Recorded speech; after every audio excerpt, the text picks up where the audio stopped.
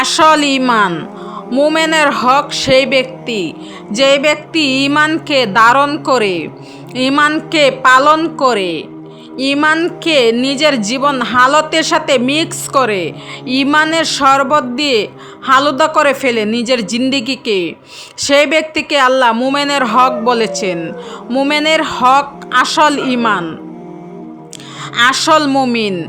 আবার আল্লাহ এটা বলার পরে বলছে, লাখুম দারাজাতুম ইনদা রাব্বিহিম, তাদের যার যার সামর্থ্য অনুযায়ী মৌলাই কারিম তাদের জন্য স্ট্যাটাস বন্ধ করেছেন, তা যার যার সামর্থ্য অনুযায়ী। তাহলে ঈমান আমরা জানি 7টা জিনিসকে মানার নাম, কিন্তু এই আয়াতগুলোর মধ্যে এসে আমার আল্লাহ মুমিনের হক আসল মুমিনকে বলেছেন যারা ঈমান ধারণ করেছেন, ঈমানকে টেনেছেন, জেনেছে, অতঃপর এটার মাধ্যমে নিজের ভিতর এবং বাহিরের জগৎকে সাজিয়েছে, তাদেরকে প্রকৃত অর্থে আমার আল্লাহ বলেন মুকমিনুনা হাক্কা, আসল মুমিন।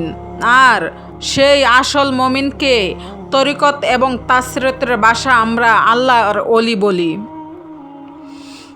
ঈমান আকীদার নাম, কিন্তু আমরা যদি বলি হাকিকতে ঈমান, তো হাকিকতের ঈমান তরিকতের নাম।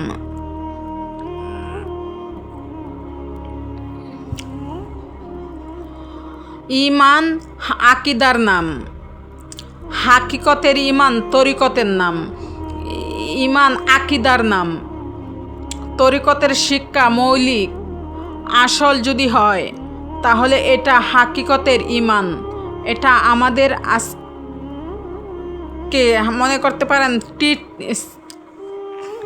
টিসিস ঈমান কাকে বলে আমরা জানি, তবুও হাদিসে জিব্রাহিল আমরা জানেন, জিব্রাহিল আলাইহিস সালাম আমার নবীর দরবারে এসে আমার নবীকে 3টা প্রশ্ন করেছিলেন, ঈমান কি, ইসলাম কি, ইহসান কি। যখন ঈমান কি জিজ্ঞেস করেছিলেন, আমার নবী সাল্লাল্লাহু আলাইহি ওয়াসাল্লাম বলেছেন, ঈমান আল্লাহকে একমাত্র ইবাদতের হকদার হিসেবে মনে করা, মেনে নেওয়া, ফেরেশতা